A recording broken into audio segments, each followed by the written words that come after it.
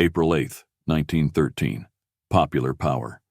The ratification of the 17th Amendment marked a turning point in American democracy.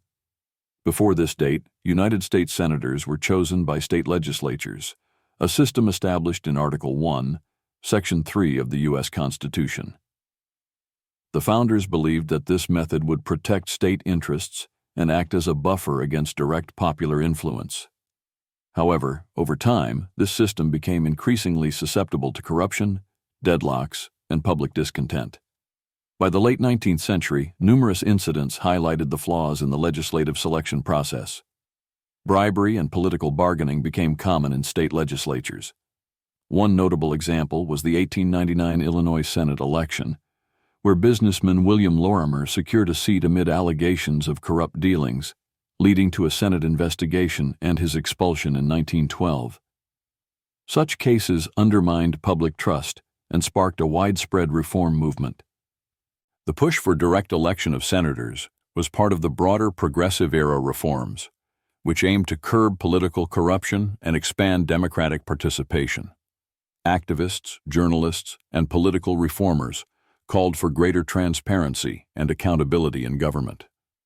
The national direct election movement gained momentum in the early 20th century, with public pressure mounting for constitutional change. The first major step toward reform occurred in 1906, when President Theodore Roosevelt publicly supported direct elections.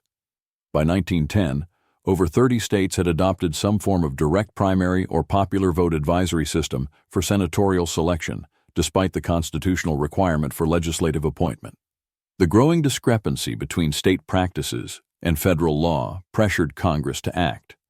On May 13, 1912, Congress approved the 17th Amendment, which provided that senators be elected by the people of each state for 6-year terms.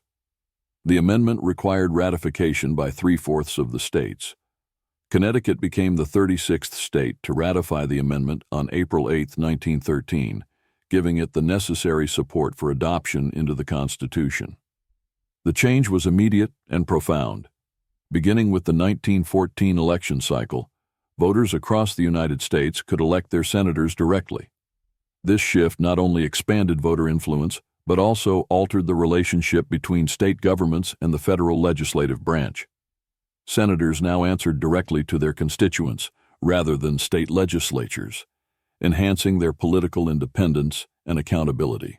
Though critics argued that the amendment weakened state power in the federal system, the broader impact was a more responsive and democratic Senate. It strengthened the principle of popular sovereignty, reinforcing the idea that government derives its legitimacy from the people. The ratification of the 17th Amendment was a critical victory for democratic reformers.